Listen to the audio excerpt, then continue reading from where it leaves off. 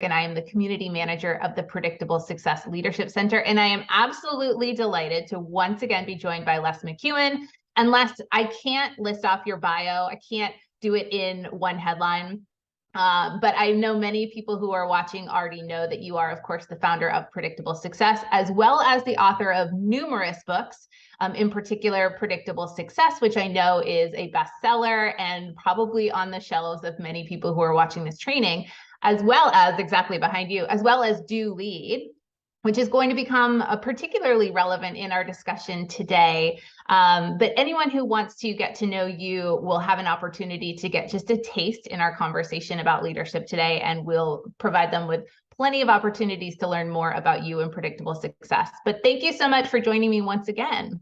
Absolutely, my pleasure, as always, Katie. Hi, everybody. Great to be back. Well, I have to tell you, Les, any opportunity to talk to you about leadership is a real joy for me personally, and I know for our audience, but I really wanted to speak with you today about personal leadership, especially because as we record this, you know, we're in the fourth quarter of 2022. And if anyone happens to be catching this on replay or is watching this in our archive of leadership resources on the Predictable Success Leadership Center, believe me, everything that you're about to hear from Les will continue to apply. But especially for those who are catching this live and are really considering, how am I going to end this year? How am I going to spend the final quarter, the final 3 months chasing down my personal leadership goals and also incorporating goal setting into wherever I am in my career, senior, most executive, or really just starting? So I would love to hear from your perspective, what strategies tend to work best for goal setting? And I'll ask you to keep it somewhat broad. We'll get into particular leadership styles and approaches as we go. But I've heard you talk about OMGs and SPGs and all of the other acronyms. Can you talk about goal setting from your perspective? I can. Let me just contextualize this in the very specific way that you just did, which is in the frame of a Q4, which is in the wider sense, it's typically for many people, it's coming to the end of the year. It's when we're beginning to assess how have we done against the year as a whole. And I want to broaden that out.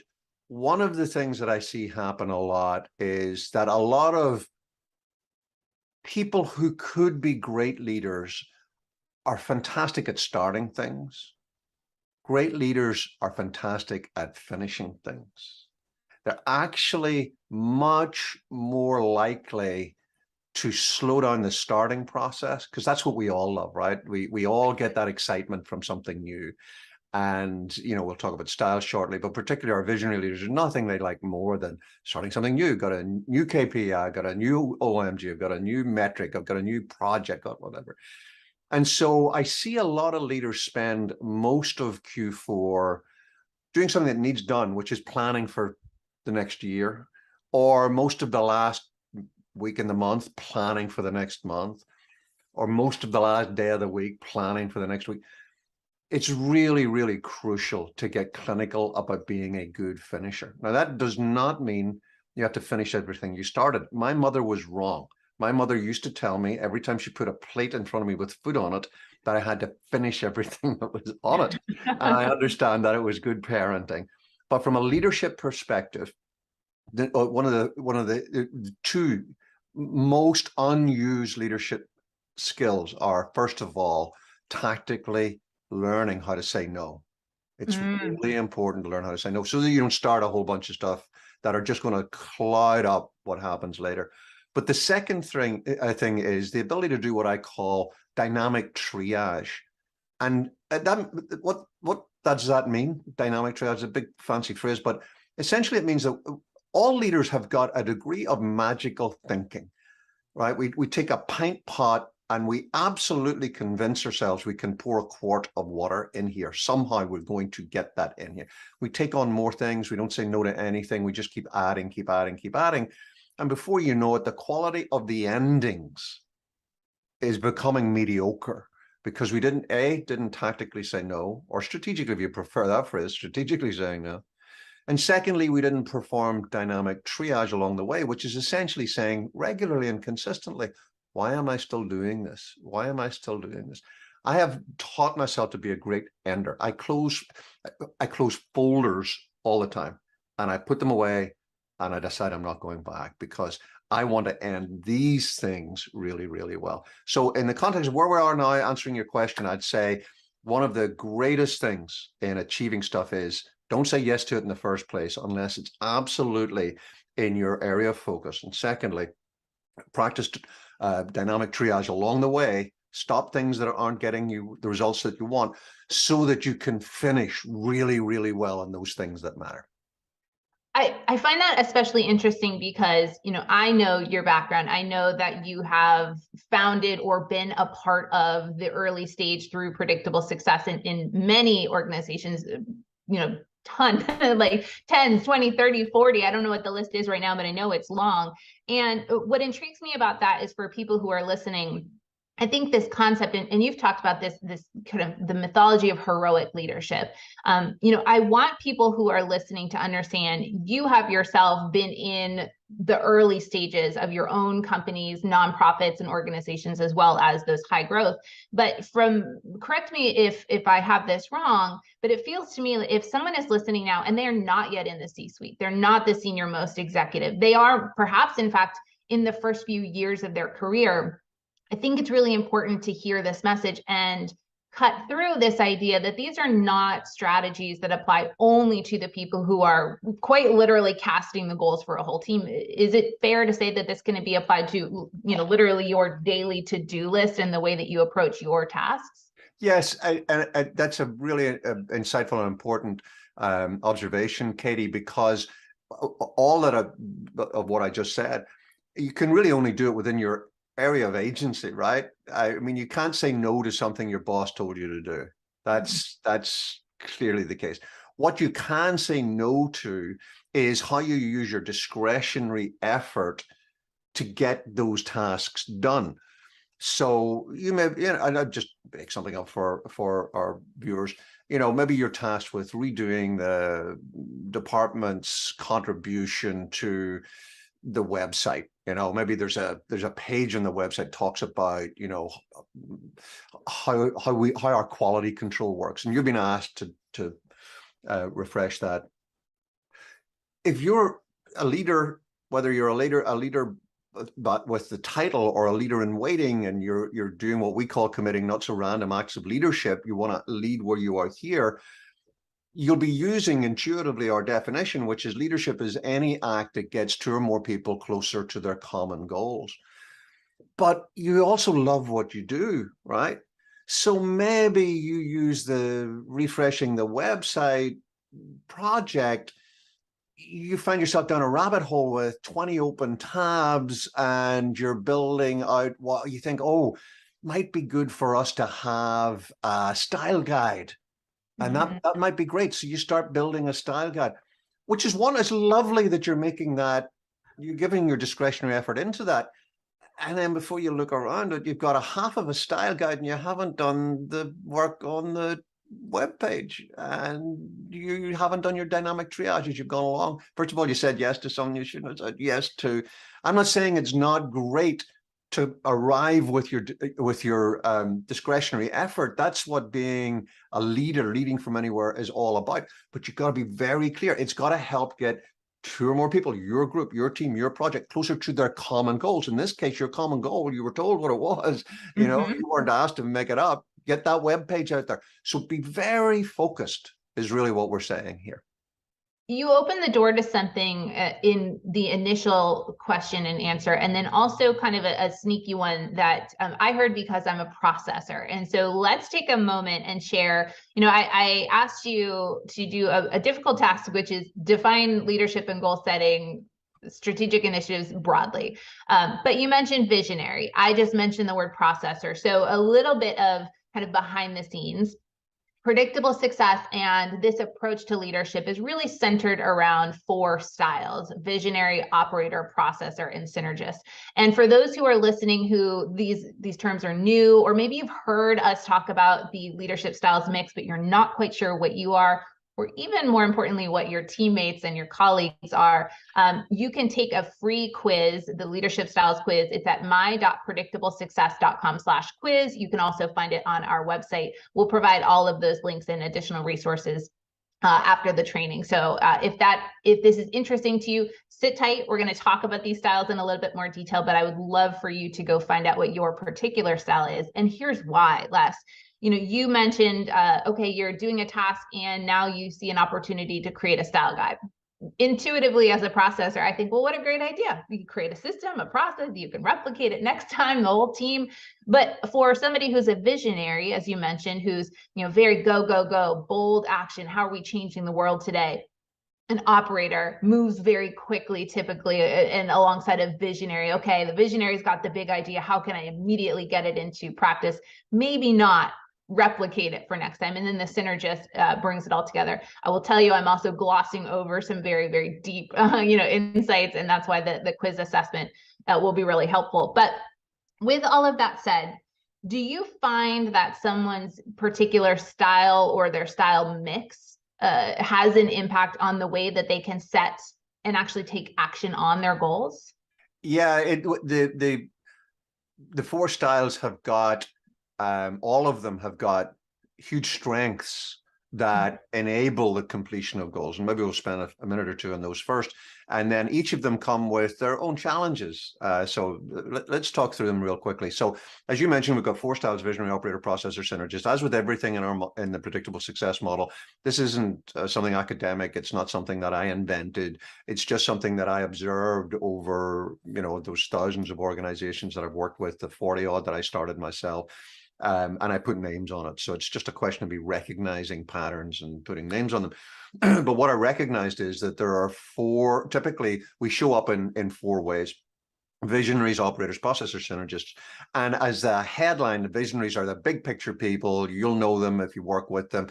They work at 30,000 feet. They love a new idea. They get really excited about stuff. If they're not excited about stuff, they're not really interested. They're either, when they're in a meeting, they're either in charge or not there. They want to get big, sweeping, elegant solutions to everything, big wide eyes to new ideas.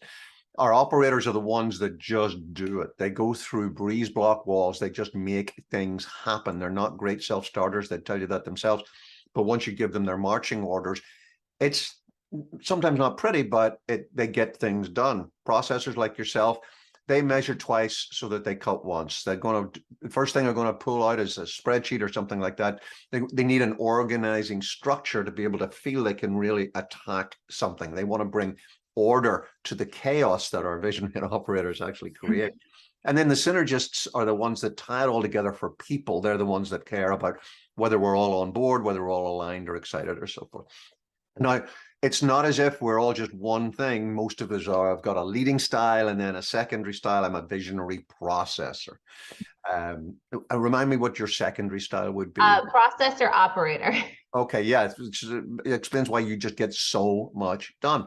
But if you're a processor or operator, what that means is it's highly likely your first step is, okay, how can I structure this task? Whereas if you were the other way around, an operator processor, your first thought would be, where do I get started? And then you'd want to structure later. So the strengths that they bring in terms of just achieving stuff is the visionary will bring a really highly overarching solution to something. They're typically not happy when they're just fiddling around in the edges of stuff. So if you're a visionary and you're given the web page to refresh, probably isn't going to look anything like it looked like before, right? Because you're a visionary. The last idea, particularly if you weren't the one that, that designed the previous one, that's out the door as a given. I'm going to get that done. The operator, if it's just a task that it has to be done, if there's urgency associated with it, they are the best people to give the task on, because that website will be done by Friday. Yeah. You said Monday, it's done by Friday. Processor, you give them that task, they get the task done, but they also give you, like a loom showing how it was done, so that, or they write out a standard operating procedure, so that not only can you see what they did on their web page, but you've got something you can hand to everybody else so that they can use that process to do it as well. Don't kill yourself trying to find, icons. Here's the best icon site. Just bookmark that, go that type of thing. And our synergists will not only produce the website, but whenever they send it to you, you don't need to ask whether or not HR liked it, whether or not sales liked it, because they've already done that work. That's where they started with, is intuitively they'll reach out and say, hey, I'm doing this new webpage. What would you like to see on there? Or, what advice would you give me or whatever? So they'll have done all of that. On the other side, our visionaries, if they have a challenge, it's that they get given the task. So if you're a visionary and you were given the task of refreshing this web page, you start thinking about that. Before you got too far, you're thinking, we really need to redo the whole website. And you come back to your boss with some ideas, which are maybe really, really good about redoing the whole website. You've done diddly squat on what you were actually asked to do. And there are a whole series of patterns at work as to whether that's okay or not. Depends what your boss's style is and so forth. But you've got to be aware that, particularly if your boss is like an operator or a processor, that's likely not going to go down too well. You had one thing, right? You have one thing. And no, Vision are going to come back with change the world, because that's how they think. An operator, it'll be done by Friday, but there'll be 12 other people in the organization who are feeling sore because you're the operator. You just, it's not that you ran roughshod over people deliberately, but you were just committed to getting this done. And if you had to bark at a couple of people to get, the copy that they promised they would give you, and it wasn't there in time, you'll do that. And so there'll be frayed edges, right? You'll have it done, but operators take a straight line that, they go from A to B, and often they don't think too much about whether or not they're upsetting other people, which is, by the way, one of the reasons we need all 4 styles, because our synergists are the folks that will be fixing that. Processors we've already seen get the website done, but also produce so much other stuff, and also burned off 2 to 3 days at the outset, getting all of their framework in line first, that if you're not careful and if your boss isn't very aware of how you work, the first hour or so of any project, for those of you that are listening and not seeing me, I'm sort of looking as if I'm walking past a cubicle. I'm looking in, I'm thinking, what is she doing? First day goes by, I'm not seeing anything. Now, as a processor, you're working really hard, but you're getting your template spreadsheet put together. I haven't even opened the web page yet. So your boss has maybe sent you a document that you're going to review at a certain stage in the process, but that process, you're nowhere near that. Hey, your boss is looking at the documents. Google Doc, you haven't even logged in yet. So that's the processor downside. And the synergist downside is that they get on to their colleagues to, find out what they need. And before you know it, they're going for coffee. And then they start talking about, our upcoming holiday party or the away day that we're going to have. And they're contributing to the business, but they just got themselves off topic in the whole area of building relationships. And then there's a scrabble to get back and build the website. So those are really how we approach things. Now, finish with this particular aspect. You got to recall what I said at the start is most of us are not just one caricature thing. We're a combination of at least 2, sometimes 3, maybe even 4, and those play off against each other. And I've shown the caricatures at either side.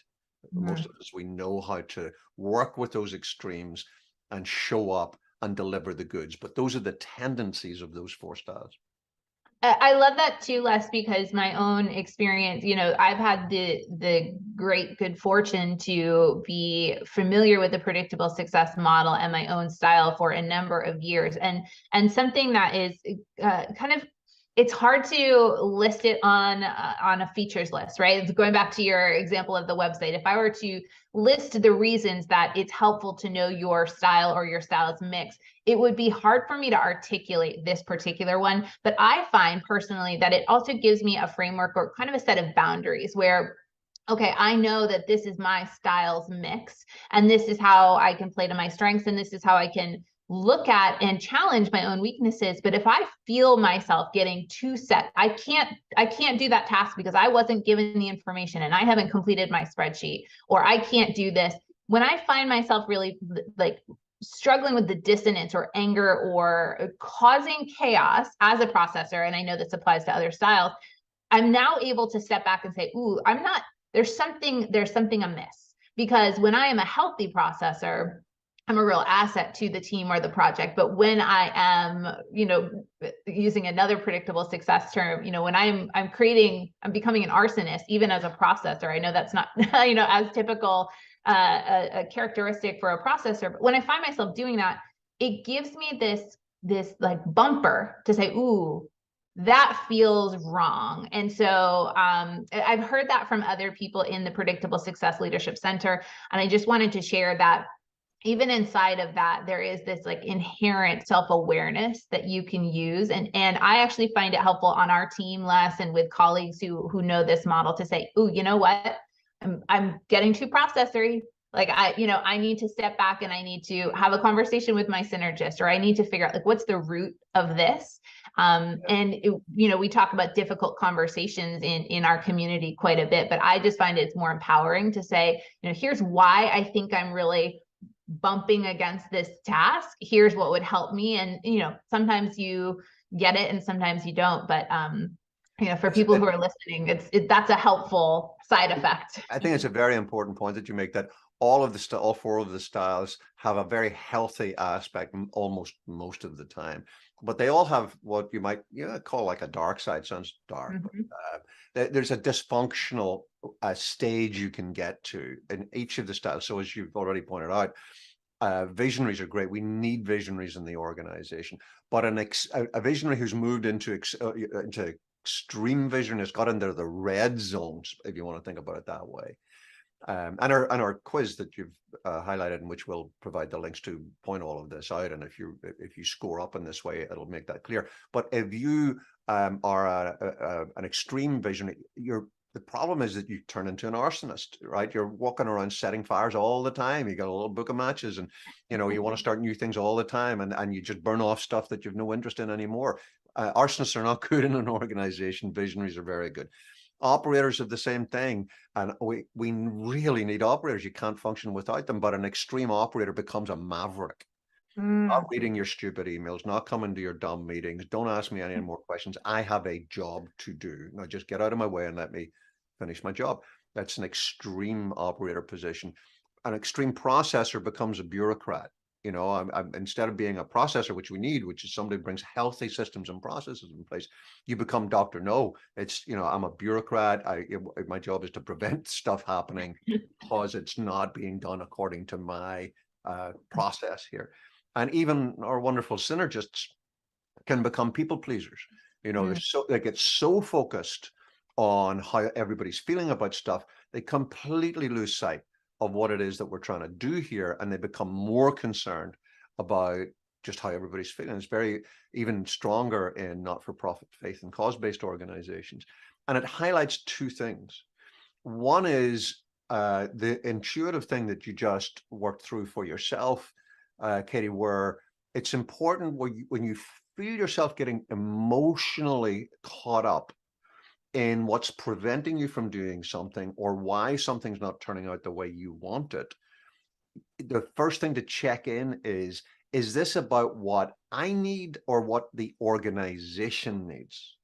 Is this about me scratching my visionary or operator or processor or synergist itch? It's not being done my way, so I'm not happy. Or is this what's best for the organization as a whole? And if it's just scratching your itch, you got to let some stuff go, right? We don't all get, the best answers for the organization. Don't tick every styles box. I'm going to double down on that in just a second or two. In fact, let me do it now, because the second implication is that actually the majority of good quality decisions, go back, and by decisions, I mean anything that's important in the organization. Let's go back to putting your website page together for our quality control department or division. very, very few things can be, quotes, right, good, perfect for the organization decided alone. Most stuff that you're doing every day, you're going to have to interact with other people, and that's a good thing because it brings other styles in play, which brings other perspectives. In our world, the best decision in any relatively complex organization, which is more than about 10 people, is helped by having a visionary operator, processor, and synergist perspective taken on it. Now, we don't have time to do that in every case, but certainly in any non-trivial area. And like a new web page is a non-trivial thing. It benefits from having visionary perspective, operator perspective, processor perspective, synergist perspective, because then it's like a 360 MRI and you know it's going to hit all of the buttons. So if you're a processor being given that task, you actually want to put what you're coming up with out there to get looked at, torn apart, talked about. We talk about in Predictable Success about being ruthlessly constructive in order to get the best possible result.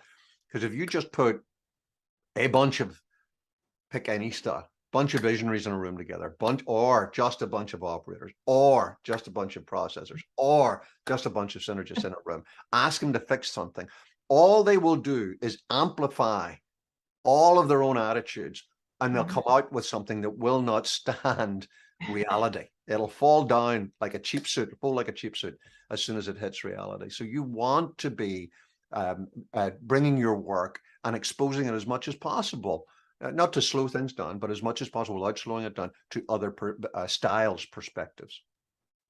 I mentioned when we first started chatting that among your many books, you have Do Lead, which I think is particularly relevant to anyone who's listening and is, there you go, look at that, perfect timing.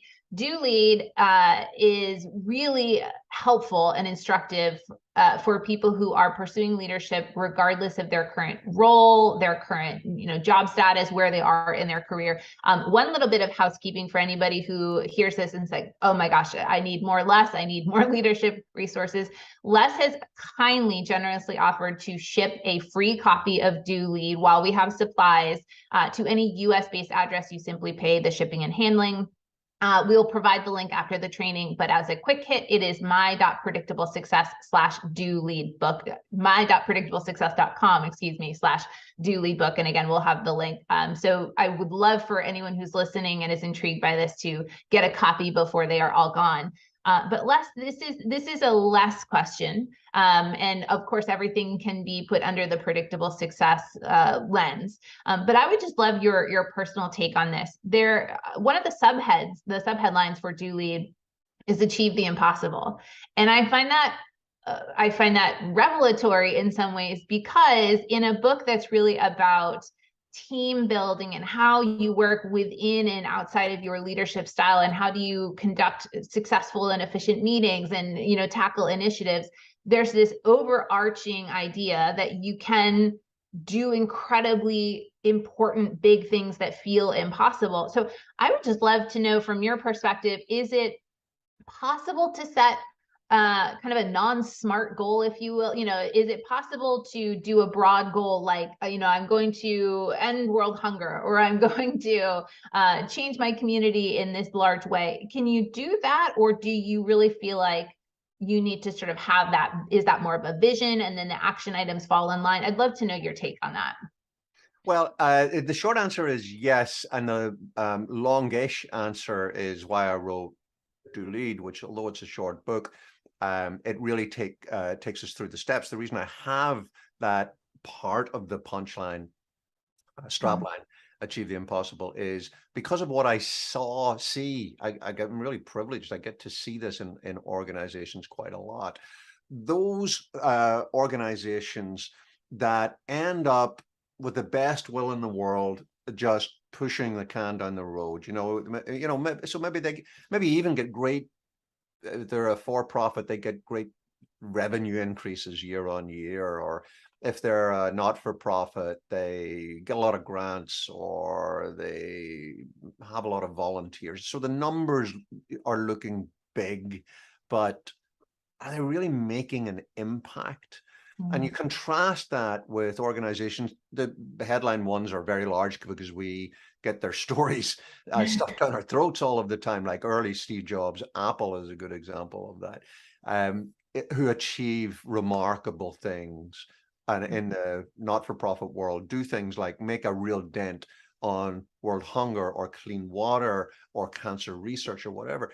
The distinction between those two organizations, the ones who just, phone it in, let's put it that way, and the ones who really make a difference, is that in the ones that phone it in, leadership is a very constricted thing within an inner core of people.